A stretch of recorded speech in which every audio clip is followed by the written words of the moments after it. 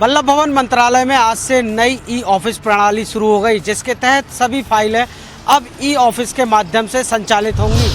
मध्य प्रदेश में आज से शासकीय कामकाज में कई नियमों में बदलाव होने जा रहा है। वल्लभ भवन मंत्रालय स्थित विभागों की सभी फाइलें आज से ई ऑफिस के माध्यम से संचालित होंगी। इससे संबंधित एक आदेश पहले ही जारी हो चुका है, जिसमें कि 39 विभागों को ई ऑफिस का प्रशिक्षण दिए जाने की बात कही गई थी, जबकि शेष 22 विभाग में भी तत्काल ई ऑफिस का उपयोग आरंभ किया जाना था।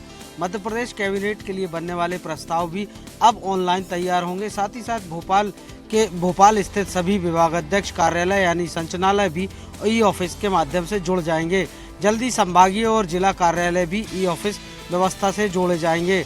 इसका असर ये होगा कि भौतिक जो फाइलों का मूवमेंट होता था वो रुक जाएगा और सरकारी कामकाज में आसानी के साथ ही फाइलों की रिकवरी भी जल्द हो सकेगी। ई ऑफिस व्यवस्था 3 चरणों में पूरी होना था, जिसमें वल्लभ भवन और संचालनालय के बाद अब संभागीय और जिला कार्यालय भी ऑनलाइन माध्यम से ई प्रणाली से जुड़ जाएंगे। एक्सप्रेस रिपोर्टर के लिए कुमार संदीप, भोपाल। बीजेपी जिला अध्यक्षों को लेकर सस्पेंस बरकरार, चुनाव प्रभारियों से लगातार जारी है 1-to-1 चर्चा। मध्य प्रदेश भाजपा में जिला अध्यक्षों को लेकर मंथन लगातार जारी है। भारतीय जनता पार्टी के प्रदेश कार्यालय में 2 दिवसीय बैठक का आयोजन किया गया है, जिसमें सभी जिलों के चुनाव प्रभारियों को आमंत्रित कर उनसे लगातार 1-to-1 फीडबैक लिया जा रहा है। यह फीडबैक प्रदेश अध्यक्ष पीडी शर्मा, प्रदेश संगठन महामंत्री हितानंद शर्मा सहित राष्ट्रीय सह संगठन मंत्री ले रहे हैं। इस फीडबैक में सभी जिलों की जानकारी ली जा रही है और ये पूछा जा रहा है कि कहां से कितने दावेदार हैं, किस किस वर्ग के कितने दावेदार हैं। इन सब चीजों को लेकर के ये फीडबैक में जानकारियां जुटाई जा रही हैं। उसके बाद 3 नामों का पैनल तैयार किया जाएगा। 3 नामों का पैनल तैयार करने के बाद प्रदेश नेतृत्व राष्ट्रीय नेतृत्व के पास लिस्ट भेजेगा और फिर वहां से लिस्ट जारी होने की उम्मीद जताई जा रही है। चुनाव प्रभारियों से 1-to-1 चर्चा के बाद 3 नामों का तैयार किया जाएगा पैनल। दिल्ली से जारी होगी सूची। भोपाल से एक्सप्रेस रिपोर्टर के लिए संदीप मिश्रा। पीथमपुर में यूनियन कार्बाइड का 337 टन कचरा जलाने को लेकर मुख्यमंत्री डॉक्टर मोहन यादव ने आज प्रेस वार्ता की। पीथमपुर में यूनियन कार्बाइड का कचरा जलाए जाने को लेकर आज मुख्यमंत्री डॉक्टर मोहन यादव ने प्रेस वार्ता की। उन्होंने कहा कि आज इस घटना को 40 साल हो गए हैं।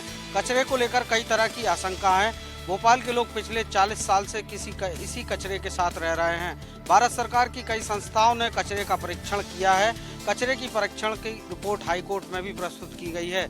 जनप्रतिनिधियों से इस मामले में बातचीत की गई है और आज जो है इस कचरे को हम पीथमपुर में जलाने जा रहे हैं। इसके पहले कई ड्राई रन कर चुके हैं और इसकी रिपोर्ट भी सुप्रीम कोर्ट में जमा की जा चुकी है और उसी आधार पर इस कचरे को नष्ट करने के निर्देश दिए गए हैं। इस कचरे को जलाने से पर्यावरण पर कोई प्रभाव नहीं पड़ेगा और जो लोग इस मामले में राजनीति कर रहे हैं उनसे कहना चाहूँगा कि कोर्ट के निर्देश पर सरकार काम कर रही है और जनता की चिंता हमें भी है। इस दौरान सीएम डॉक्टर मोहन यादव ने कांग्रेस पर भी हमला बोला और कहा कि कांग्रेस के कारण ही गैस कांड हुआ था। इसके अलावा उन्होंने कहा कि पीथमपुर में जिस तरह से कांग्रेस विरोध कर रही है, लेकिन भोपाल आकर कांग्रेस के नेता कुछ नहीं बोलते। एक्सप्रेस रिपोर्टर के लिए कुमार संदीप, भोपाल। इंदौर नगर निगम द्वारा गुरुवार सुबह तड़के आईडीए की जमीन पर अवैध रूप से अतिक्रमण करने की बड़ी कार्रवाई को अंजाम दिया गया। इंदौर में गुरुवार सुबह रेती मंडी चौराहे के पास अतिक्रमण हटाने की कार्रवाई की गई। आईडीए की जमीन पर बने स्थायी और अस्थायी दुकानें, कुछ घरों और ढाबों को हटाया गया। इस कार्रवाई में 6 जेसीबी और 2 पोकलेन मशीनों के साथ नगर निगम की टीम भारी पुलिस बल के साथ पहुंची थी। जानकारी के अनुसार यह कार्रवाई कोर्ट से आईडीए के पक्ष में फैसला आने के बाद की गई। आईडीए की स्कीम नंबर 97 पार्ट 4 में रेती मंडी के पास यह कार्रवाई की गई। इस दौरान आईडीए द्वारा चिन्हित लगभग 40 स्थायी दुकानें, 15 अस्थायी दुकानें, 5 घर और 3 ढाबों को हटाया गया। आईडीए अधिकारी सुदीप कुमार मीणा ने बताया कि गुरुवार को रेती मंडी चौराहे पर अतिक्रमण हटाने की कार्रवाई की गई है। आईडीए ने कमिश्नर को इस संबंध में पत्र भेजा था, जिसमें बताया गया कि यह अतिक्रमण उनकी स्कीम क्षेत्र में है। कार्रवाई के दौरान कोई विवाद नहीं हुआ, क्योंकि आईडीए और नगर निगम ने लोगों को यहां से हटाने के लिए पर्याप्त समय दिया था। इस दौरान बड़ी संख्या में पुलिस बल के साथ निगम के अधिकारी मौके पर पहुंचे थे। इंदौर से एक्सप्रेस रिपोर्टर विकास सिंह सोलंकी। तेज रफ्तार कार ने ढाया कहर, 1 दर्जन से ज्यादा लोगों को किया घायल, एक महिला की हुई मौत। शराब के नशे में कार चालक ने खोया होश, पुलिस ने किया गिरफ्तार। जबलपुर के गोरा बाजार थाना क्षेत्र के अंतर्गत शराब के नशे में चूर एक कार चालक ने बीच बाजार में तेज रफ्तार कार घुसेड़ दी। इस दौरान लगभग 1 दर्जन से ज्यादा वाहनों को टक्कर मारी, जिससे लगभग आधा दर्जन से ज्यादा लोग घायल हुए और एक बुजुर्ग महिला दुर्गीबाई की मौत हो गई। इसके बाद एक स्कूल की दीवार से टकराकर जब कार रुकी, तब उसके बाद फिर स्थानीय लोगों ने कार चालक और उसके साथी को पकड़कर पुलिस के हवाले किया। बताया जाता है कि दोनों ने शराब पी हुई थी और वे नशे में चूर थे। पुलिस ने उनके खिलाफ आपराधिक धाराओं के तहत मामला कायम कर लिया है। नए साल के स्वागत आगमन का जश्न हो, कोई कार्यक्रम हो या कोई शुभ मंगल समारोह, इस दौरान युवाओं के द्वारा नशे का उपयोग किया जाता है और नशे के दौरान होश खो बैठने की वजह से इस तरह की गंभीर घटनाएं हो रही हैं। Arun Dubey, access reporter, Jabalpur. ग्वालियर में नई साल पर महिला सशक्तिकरण की दिशा में शक्ति दीदी योजना की शुरुआत हुई है। इस योजना के तहत ग्वालियर शहर के पेट्रोल पंप पर अब महिलाएं भी फ्यूल डिलीवरी वर्कर का काम करती दिखाई देंगी। मुख्यमंत्री डॉक्टर मोहन यादव की मंशा के अनुरूप महिलाओं को आत्मनिर्भर बनाने के उद्देश्य से कलेक्टर रुचिका चौहान ने ये पहल की है। आज ग्वालियर शहर के 5 पेट्रोल पंप पर अलग अलग महिलाओं द्वारा एक साथ ये काम शुरू किया है। इस अनूठी पहल शक्ति दीदी की शुरुआत इसके लिए पेट्रोल पंप संचालकों द्वारा अपने पेट्रोल पंप पर महिला कर्मचारियों के लिए अलग से मशीन निर्धारित की है। साथ ही उन्हें फ्यूल डिलीवरी वर्कर का काम करने के लिए प्रशिक्षण भी दिया जा रहा है। इसके अलावा महिला कर्मचारियों को निर्धारित वेतन के साथ साथ बीमा, भविष्य निधि, कटौता का लाभ के साथ साथ यूनिफॉर्म भी दी गई है। शक्ति दीदी योजना के तहत पेट्रोल पंप पर तैनात की गई इन महिला कर्मचारियों की जिला प्रशासन, पुलिस और पेट्रोल पंप संचालक द्वारा स्वास्थ्य, सुविधा और सुरक्षा का ध्यान रखा जाएगा। ग्वालियर से एक्सप्रेस रिपोर्टर विनोद शर्मा। गुलजरी में खेत के कुएं में अज्ञात शव मिलने से इलाके में मची सनसनी, पुलिस जांच में जुटी। धामनोद थाना क्षेत्र के गुलजरी में एक खेत के कुएं में अज्ञात शव मिलने से इलाके में हड़कंप मच गया। कुएं में शव को बोर खाने गए कुछ बच्चों ने देखा, जिसके बाद लोगों को सूचना दी। वहीं खेत मालिक भी कुएं पर पहुंचा और कुएं में शव देख तुरंत पुलिस को इसकी सूचना दी, जिसके बाद पुलिस मौके पर पहुंची और शव को ग्रामीणों की मदद से कुएं से बाहर निकाला और मौका पंचनामा बनाकर शव को सामुदायिक स्वास्थ्य केंद्र भेजा गया, जहां शिनाख्त के लिए रखा गया। पुलिस ने बताया कि आज सुबह सूचना मिली कि किसान लवकुश के खेत में कुएं में एक अज्ञात शव देखा गया। जब हम पहुंचे और शव को कुएं से बाहर निकाला तो मृतक के दाहिने हाथ पर संजय लिखा हुआ था एवं ब्लू पैंट, ब्लैक जर्किन एवं कंधे पर एक बैग टंगा हुआ था, जो फिलहाल अज्ञात है। मामले को गंभीरता से लेते हुए फिलहाल पुलिस जांच पड़ताल में बारीकी से जुट गई है।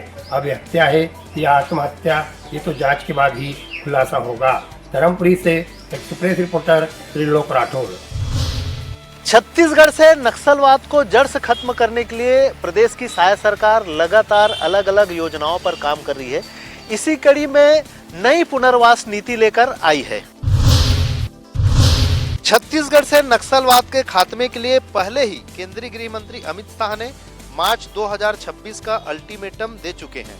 आंकड़ों को देखें तो बीते एक साल में 220 से अधिक नक्सलियों का सुरक्षा बल के जवानों ने ढेर किया है, तो वहीं लगभग 750 नक्सलियों ने आत्मसमर्पण किया है। नक्सलियों को मुख्य धारा से जोड़ने के उद्देश्य से पुनर्वास नीति और भी अधिक प्रभावी बनाते हुए सरकार ने नई पुनर्वास नीति लॉन्च की है। गृह मंत्री और डिप्टी सीएम विजय शर्मा ने नई पुनर्वास नीति के बारे में बताया कि आत्मसमर्पित नक्सलियों को आर्थिक सहायता देने के साथ ही उनके उत्थान के लिए कई निर्णय लिए गए हैं। अब देखना होगा नक्सलियों को मुख्य धारा में जोड़ने के लिए सरकार के द्वारा किए जा रहे इन नई पुनर्वास नीति की योजना के तहत प्रयास का कितना लाभ मिलता है। रायपुर से एक्सप्रेस रिपोर्टर दिलीप साहू। प्रदेश में हुए 2000 करोड़ से अधिक के तथाकथित शराब घोटाले को लेकर अब पूर्व मंत्री कवासी लखमा की मुश्किलें बढ़ती हुई नजर आ रही है। कल ईडी कार्यालय में कवासी लखमा और उनके बेटे के साथ अन्य की पूछताछ होगी। पूर्व मंत्री कवासी लखमा के घर पर बीते दिनों ईडी ने छापेमार कार्रवाई की गई थी, जिसमें अब नगद लेन देन के सबूत के साथ आपत्तिजनक रिकॉर्ड्स मिलने के दावे जो है वो ईडी के द्वारा किए गए। ईडी ने ट्वीट करके ये जानकारी दी है कि कवासी लखमा के ठिकानों पर तलाशी के अभियान में पीओसी यानी प्रूफ ऑफ कैश के उपयोग के संबंध में सबूत जुटाने के साथ कई डिजिटल डिवाइस जो है बरामद की गई हैं। इसमें जब तक की गई डिवाइस में आपत्तिजनक रिकॉर्ड जो है वो हो सकते हैं। ऐसे में कल समन जारी करके उन्हें ईडी कार्यालय जो है पूछताछ करके बुलाया गया, जिसमें उनके अन्य के साथ में उनके बेटे के साथ पूछताछ होगी। इसमें कवासी लखमा ने कहा है कि कानून का वो सम्मान करते हैं और जिस तरीके से कागजात मंगाए गए वो सभी कागजात उनके द्वारा ले जाए जाएंगे और कानून का पूरा साथ उनके द्वारा दिया जाएगा। ईडी कार्यालय में फिलहाल कवासी लखमा और उनके बेटे के साथ में अन्य लोगों के साथ पूछताछ होगी और इस पूछताछ में जो है जल्द भी खुलासा हो सकता है। फिलहाल जिस तरीके से ईडी डिजिटल दस्तावेज में बड़े खुलासे की बात कर रही है वह भी सामने आ सकता है। एक्सप्रेस रिपोर्टर के लिए रायपुर से गोपी कृष्ण साहू। अंबिकापुर के होलीक्रॉस कॉन्वेंट के छात्र छात्राओं के द्वारा अनोखी पहल की गई है। सिंगल यूज प्लास्टिक को बैन करने की मांग कर छात्रों ने शहर में रैली निकालकर लोगों को जागरूक किया है। गौरतलब है कि छात्रों के इस कार्यों की सराहना देश के प्रधानमंत्री नरेंद्र मोदी भी कर चुके हैं। प्रतिवर्ष छात्र छात्राओं के द्वारा सिंगल यूज प्लास्टिक को बैन करने की मांग कर लोगों को जागरूक किया जाता है। वहीं आज भी छात्र छात्राओं ने रैली निकालकर लोगों को जागरूक किया। इसके साथ ही शहर के घड़ी चौक पर नुक्कड़ नाटक प्रस्तुति देकर छात्रों ने इन सिंगल यूज प्लास्टिक से होने वाले खतरे के बारे में लोगों को जानकारी दी है। वहीं छात्रों ने बताया कि सिंगल यूज प्लास्टिकों में आने वाले खाद्यान्न सामग्रियों के रैपर को लेकर के एकत्रित किया गया है, जिसे उस कंपनी को वापस भेजा जाएगा जो कंपनी रैपरों में खाद्यान्न सामग्री पैक कर उसे सेल करने भेजती है। छात्रों की इस पहल की सराहना शहर के लोगों के साथ साथ देश में भी इसकी चर्चा हो रही है। एक्सप्रेस रिपोर्टर के लिए अंबिकापुर से संजय रजक की रिपोर्ट। लखनऊ के मेयर सुषमा खरकवाल ने कथित बांग्लादेशियों के खिलाफ एक अभियान शुरू किया है। उन्होंने पत्र लिखकर जिलाधिकारी को कहा है कि इन्हें चिन्हित कर बाहर निकाला जाए।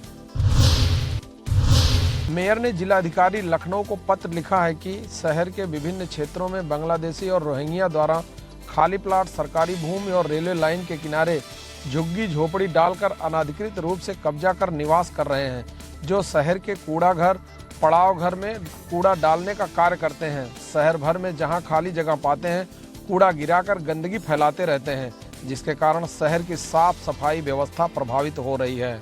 आए दिन बांग्लादेशियों के खिलाफ अभियान चलाया जाता है, लेकिन स्थिति ज्यों की त्यों बनी रहती है। अब देखने वाली बात है कि लखनऊ की मेयर सुषमा खरकवाल के पत्र पर कितना संज्ञान लिया जाता है और इस पर क्या कार्रवाई होती है। लखनऊ से एक्सप्रेस रिपोर्टर पवन सिंह।